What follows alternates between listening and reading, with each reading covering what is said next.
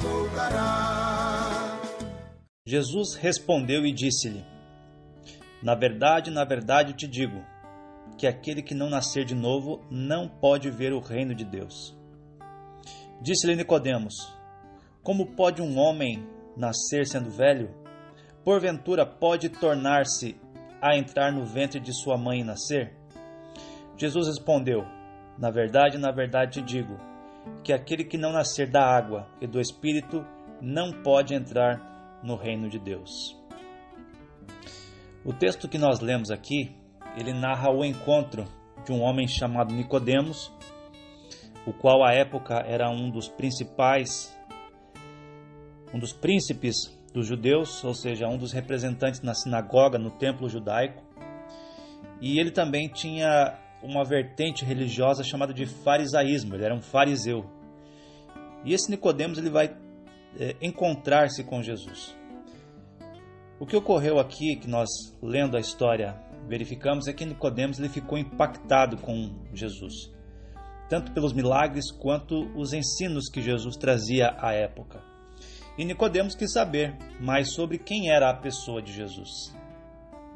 Talvez você que está ouvindo esta mensagem já ouviu falar dos milagres e dos ensinos de Jesus e queria conhecê-los mais. E para você esta é uma ótima oportunidade para isso, para conhecer um pouco mais quem é a pessoa de Jesus e o que ele tem reservado para você. Jesus aqui, ao conversar com Nicodemos, ele trata de uma das doutrinas fundamentais da fé cristã, presente na vida do cristão, e que faz com que a pessoa, o cristão, se torne um integrante do reino de Deus.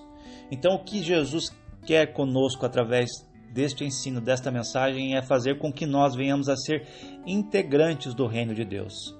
O que Deus tem reservado para você é que você possa ser um integrante do reino de Deus. E a primeira coisa que nós podemos nos perguntar é: como é que eu faço para ser um integrante do reino de Deus?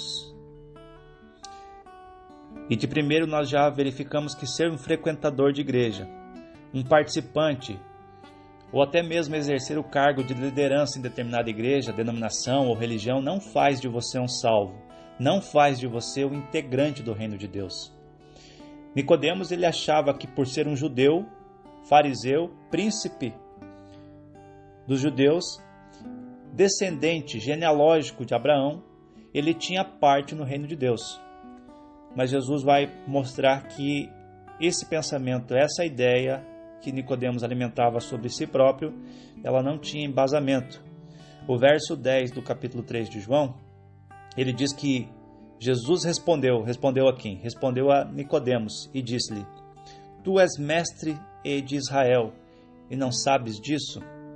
Jesus está fazendo um contraponto àquilo que ele havia ensinado naquele momento Nicodemos e aquilo que Nicodemos pensava ser, não conhecendo Nicodemos na realidade qual era a verdadeira condição da pessoa que é integrante do reino de Deus. Meu querido irmão, para ser um integrante do reino de Deus, você precisa de um fenômeno espiritual chamado de novo nascimento. Esta é uma das grandes doutrinas da fé cristã, o novo nascimento. E se nós não passarmos por este fenômeno espiritual, nós não poderemos ser integrantes do reino de Deus. Veja comigo no verso 3 aqui. Jesus respondeu e respondeu a Nicodemos: na verdade te digo que aquele que não nascer de novo não pode ver o reino de Deus. Ou seja, a pessoa precisa nascer de novo. E esse nascimento, ele é um nascimento espiritual. Veja comigo o verso 6. O que é nascido da carne é carne, e o que é nascido do Espírito é Espírito. Para a pessoa poder ver o reino de Deus, para a pessoa poder ser um integrante do reino de Deus, ela precisa nascer de novo. Não basta você ser um frequentador de igreja, não basta você ser um participante de um núcleo evangélico ou de qualquer outra denominação, não basta você exercer um cargo de liderança em uma igreja, ser um presbítero, ser um bispo, ser um pastor, ser um apóstolo, qualquer título que você possa ter. Para você ser um salvo, para você ser um integrante do reino de Deus, você precisa nascer de novo. Eu preciso nascer de novo, senão nós não temos parte no reino de Deus. Meu querido irmão, o cristianismo bíblico, ele não tenta convencer as pessoas pela espada, como outras religiões ou filosofias fazem. Mas a forma de Deus convencer o homem é através de uma ação divina no interior do homem, dentro do coração. É lá que Deus faz a obra, dentro de você. Não é uma obra simplesmente externa, mas é uma obra interna. Interessante nós analisarmos que o livro de João, o evangelho que João escreveu, ele tem paralelos com o livro de Gênesis. Um dos casos é o capítulo 1. Se você ler o capítulo 1 de João e o capítulo 1 de Gênesis, você vai ver que eles tratam da mesma coisa, só que de óticas diferentes. No capítulo 1 de Gênesis, nós vamos ter o relato da criação, dizendo que no princípio Deus criou os céus e a terra. Já o evangelho de João vai falar sobre também o princípio e vai mostrar que no princípio Jesus estava com Deus, que é o Verbo. O Verbo estava com Deus e o Verbo era Deus e ele no princípio estava com Deus. Todas as coisas foram feitas por ele e sem ele nada do que foi feito se fez. João está traçando um paralelo entre Gênesis e entre João, mostrando que existe agora uma nova criação. E o capítulo 3 de João vai falar justamente deste paralelo que existe com o capítulo 3 de Gênesis.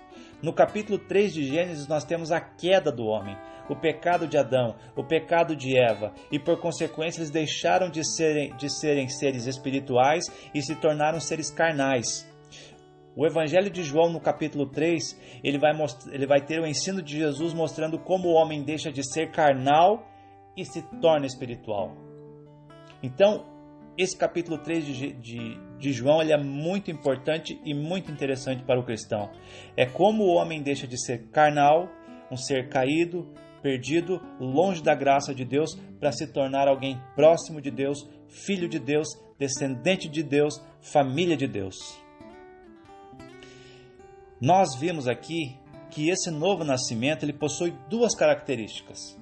Olha o verso 5 que diz: Jesus respondeu: na verdade te digo que aquele que não nascer da água e do Espírito não pode entrar no reino de Deus. Meus irmãos, existem duas características que o novo nascimento possui. E uma delas é nascer da água e a outra é nascer do Espírito. Mas o que é nascer da água e o que é nascer do Espírito? Bom, primeiro, a água no Antigo Testamento ela foi muito ligada à ação de purificação, à ação de purificar. Nós vamos ver isso no templo, nós vamos ver isso no tabernáculo, nas ações dos sacerdotes, a água sendo usada como efeito purificador. Nascer da água está ligada justamente com isso, com a ação purificadora do Espírito Santo na vida do cristão. Eu gostaria que você observasse comigo o que diz o apóstolo Paulo ao escrever a um dos seus discípulos chamado Tito, no capítulo 3, verso 5. O finalzinho do capítulo 3, verso 5 de Tito, Paulo diz o seguinte, falando sobre a ação do Espírito Santo, ele diz o seguinte, capítulo 3, verso 5, o finalzinho. Vou ler inteiro o versículo 5. Não pelas obras de justiça que houvéssemos feito, mas segundo a sua misericórdia, nos salvou pela lavagem da regeneração e da renovação do Espírito Santo. O primeiro ato da nossa salvação está ligado com a lavagem que o Espírito Santo faz sobre as nossas vidas.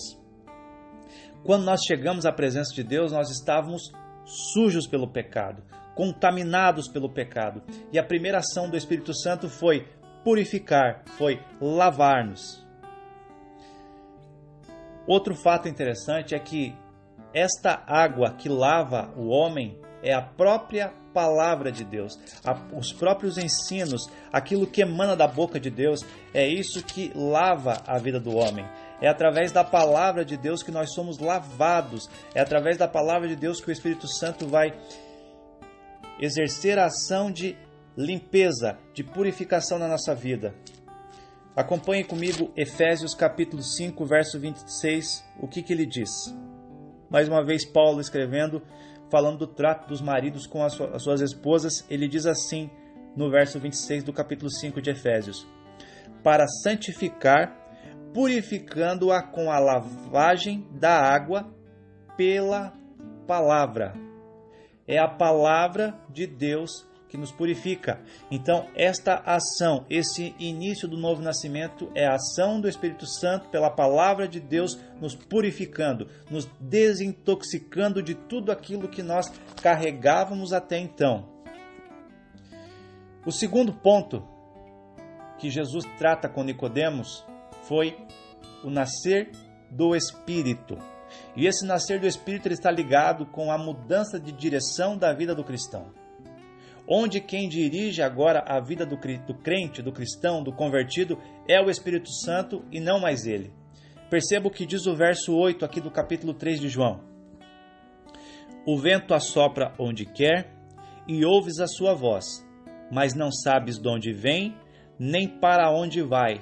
Assim é todo aquele que é nascido do Espírito. A pessoa que nasceu de novo, a pessoa que passou pelas águas purificadoras do Espírito Santo, da palavra de Deus, essa pessoa agora ela passa a ser dirigida pelo Espírito Santo.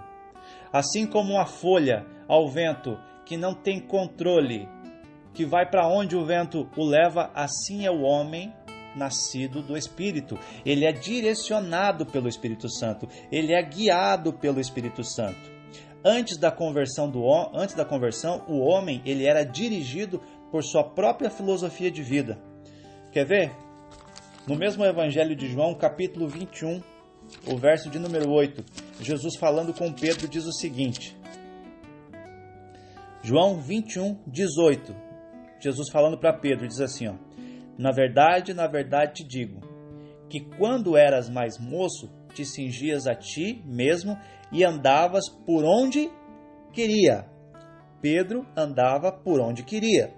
Mas quando fores velho, estenderás as mãos e outro te cingirá e te levará para onde tu não queiras. Jesus está fazendo uma aplicação aqui, dizendo que Pedro, quando fosse dominado pelo Espírito Santo, ele seria conduzido, direcionado, não mais pela sua filosofia de vida, mas agora ele seria conduzido pela ação do Espírito Santo.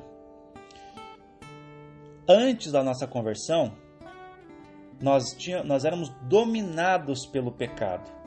Essa filosofia de vida que nós conduzíamos a nossa vida, ela estava encharcada do pecado.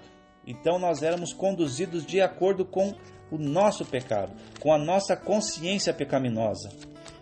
Eu quero que o irmão analise comigo o que Romanos capítulo 6, verso 12 vai nos dizer, Paulo falando aos irmãos da igreja de Roma. Romanos 6, do verso 12 ao verso 14. Olha o que Paulo diz. Não reine, portanto, o pecado em vosso corpo mortal, para lhe obedecerdes em suas concupiscências. Nem tampouco apresenteis os vossos membros ao pecado por instrumentos de iniquidade, mas apresentai-vos a Deus como vivos dentre mortos, e os vossos membros a Deus como instrumentos de justiça, porque o pecado não terá domínio sobre vós, pois não estáis debaixo da lei, mas debaixo da graça. Paulo está mostrando aqui que antes da conversão, o crente era dominado pelo pecado. As suas ações, as suas intenções tinham um domínio, o pecado dominava a sua vida. Paulo aqui, é bom salientar que ele não está dizendo que o crente é impecável. A doutrina da impecabilidade ela só acontecerá na nossa vida o dia em que nós tivermos os corpos glorificados. Ser santo não significa ser impecável. Ser santo significa ser separado deste mundo. Impecável nós seremos quando estaremos na glória com o Senhor para todo sempre, onde nós teremos os nossos corpos transformados. Nesta terra ainda nós temos que conviver com a luta contra o pecado, mas Paulo está declarando que o pecado não exerce mais domínio sobre nós. As nossas ações, as nossas atitudes, os nossos pensamentos, a nossa condução de vida não está mais determinada pelo domínio do pecado na nossa vida. Ela está determinada agora pela ação do Espírito Santo, purificando a nossa vida, direcionando a nossa vida. Ele está nos regenerando diariamente, fazendo com que nós venhamos a nascer diariamente na presença do Senhor. Veja que Paulo no verso 12 disse: não reine, portanto, o pecado em vosso corpo mortal, para lhe obedecerdes em suas concupiscências. Antes da nossa conversão, quem reinava na nossa vida era o pecado, e nós obedecíamos o pecado. Mas agora não é mais o pecado quem reina na nossa vida. Agora nós possuímos um rei. E o nome deste rei se chama Jesus Cristo. Ele é o rei da nossa vida. Ele assentou-se no trono do coração da nossa vida. É Ele quem me dirige, é Ele quem te dirige, é Ele quem me guia, é Ele quem te guia. Ele é o Senhor da nossa vida. O pecado não tem mais domínio, o pecado não tem mais reino, o pecado foi despojado na cruz do Calvário. E o dia que o Espírito Santo entrou na nossa vida, Ele lavou-nos do pecado e Ele tirou o domínio do pecado que estava sobre nós. Nós agora somos limpos, purificados pelo Senhor. Agora o Senhor reina na nossa vida. Agora o Espírito Santo nos dirige, nos conduz. Louvado seja o nome do Senhor. Outro fato importante na vida do novo nascido é que o nascido do Espírito, ele não se conforma com essa vida pecaminosa, mas o que ele quer agora é fazer a vontade de Deus. Acompanhe comigo o que diz Paulo em Romanos capítulo 12, verso 12. Paulo diz assim, Romanos 12, 2. Romanos 12, 2 diz assim: e não vos conformeis com este mundo, mas transformai-vos pela renovação do vosso entendimento, para que experimenteis qual seja a boa, agradável e perfeita vontade de Deus. O novo nascido, o nascido do Espírito, ele não se conforma mais com este mundo, com esta sociedade pecaminosa, mas ele está sendo transformado, sendo renovado no seu entendimento e experimentando a boa, a agradável e a perfeita vontade de Deus. Louvado seja o nome do Senhor. Meus irmãos, o nascido do Espírito Santo, ele tem uma mudança radical. Vou repetir, o nascido do Espírito, ele tem uma mudança radical em seu comportamento, tanto pessoal quanto social. Quer ver? Efésios capítulo 4, do verso 20 ao verso 32. Efésios capítulo 4, do verso 20 ao verso 32. Nós vamos ver a mudança radical que acontece na vida daquele que é nascido de novo. Diz assim a palavra de Deus em Efésios capítulo 4, do verso 20 ao verso 32. Mas vós quem? Os nascidos de novo, a igreja, os salvos, os santos, os separados. Mas vós não aprendestes assim de Cristo, se é que tendes ouvido e nele fostes ensinados, como está a verdade em Jesus, de que quanto ao trato passado, ou seja, as coisas da velha vida, vos despojeis do velho homem, ou seja, abandone as práticas do velho homem, que se corrompe pelas concupiscências do engano, mas vos renoveis no espírito do vosso entendimento, e vos revistais do novo homem, que segundo Deus é criado em verdadeira justiça e santidade. Agora vem as partes práticas na vida do novo convertido, que diz: pelo que deixai a mentira e falai a verdade, cada um com o seu próximo, porque somos membros uns dos outros. Irai-vos e não pequeis, não se ponha o sol sobre a vossa ira. Não deis lugar ao diabo, aquele que furtava não furte mais, antes trabalhe, fazendo com as mãos o que é bom, para que tenha o que repartir com o que tiver necessidade. Não saia da vossa boca nenhuma palavra torpe, mas só a que for boa para promover a edificação, para que dê graça aos que a ouvem. E não entristeçais o Espírito Santo de Deus, no qual estáis selados para o dia da redenção. Toda a amargura e ira, e cólera, e gritaria, e blasfêmia, e toda malícia seja tirada de entre vós. Antes, sedes uns para com os outros benignos, misericordiosos, perdoando-vos uns aos outros, como também Deus vos perdoou em Cristo. Essas são as práticas do novo convertido. E importante salientar aqui que essas práticas cristãs, se forem adotadas somente com um caráter legalista, não terão valor. E com o tempo elas serão inatingíveis. Porque se fizermos isso somente por um esforço próprio, chegará um tempo em que nós não resistiremos e não mais as praticaremos. Por isso elas só podem ser praticadas pelo nascido do Espírito, porque ele tem o auxílio do Espírito Santo para as praticar. Para finalizar, meus irmãos, cabe aqui uma pergunta. Como é que eu sei que eu sou um nascido do Espírito? Isso mesmo. Eu mostrei para os irmãos aqui o que é ser um nascido do Espírito.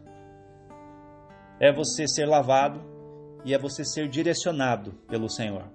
É você ser purificado e você ser conduzido pelo Espírito Santo.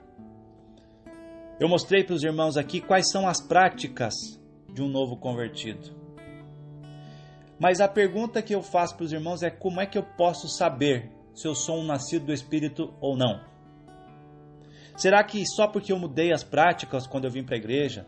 Será que só porque eu sigo as regras de condutas de uma denominação religiosa eu sou um nascido do Espírito?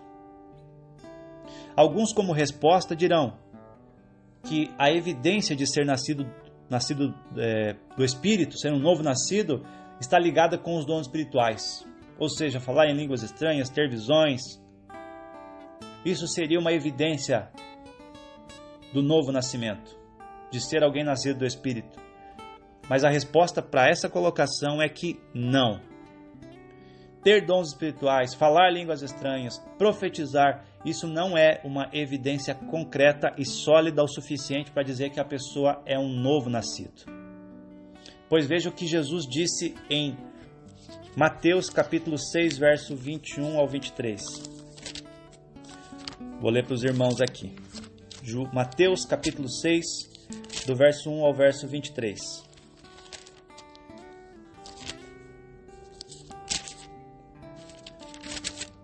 Assim disse o Senhor: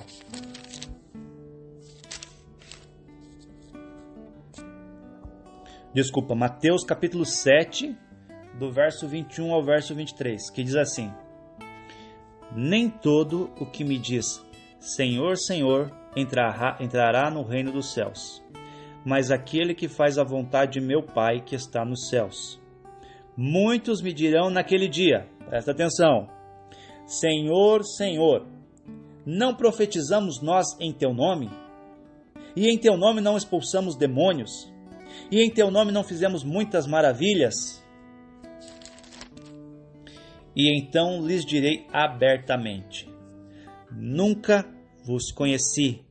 Apartai-vos de mim, vós que praticais a iniquidade. O que Jesus está falando?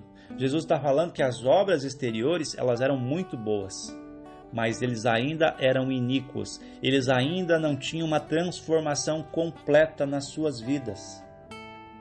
Meus irmãos, a evidência está na mudança de comportamento que o Espírito Santo faz em você. Isso se chama frutos do Espírito Santo. E nós vamos encontrar esses frutos do Espírito Santo no livro de Gálatas, no capítulo de número 5, no versículo de número 22 até o número 25. Gálatas, capítulo 5, verso 22 ao 25, que vai dizer o seguinte: Mas o fruto do Espírito é caridade, gozo, paz, longanimidade, benignidade, bondade, fé, mansidão, temperança. Contra essas coisas não há lei. E os que são de Cristo crucificaram a carne com as suas paixões e concupiscências. Se vivemos no Espírito, andemos no Espírito. A evidência de que você é um novo nascido é porque a sua carne foi crucificada. E você possui os frutos do Espírito Santo. Ser novo nascido é ser radicalmente oposto ao que você era antes. É a pessoa que mentia e agora odeia a mentira. É a pessoa que roubava e agora odeia o roubo. É a pessoa que usava drogas e agora odeia as drogas. É a pessoa que frequentava prostíbulos e agora odeia a promiscuidade. É você ser radicalmente oposto. E você não é radicalmente oposto por força de vontade. Mas você é radicalmente oposto ao que você era antes por uma operação do Espírito Santo no seu interior. Hoje é a oportunidade de você ser radicalmente transformado e adentrar no reino de Deus, que foi conquistado na cruz por Jesus em seu favor. Hoje é a sua oportunidade. Seja radicalmente transformado pela ação do poder de Deus na sua vida. Louvado seja o nome do Senhor.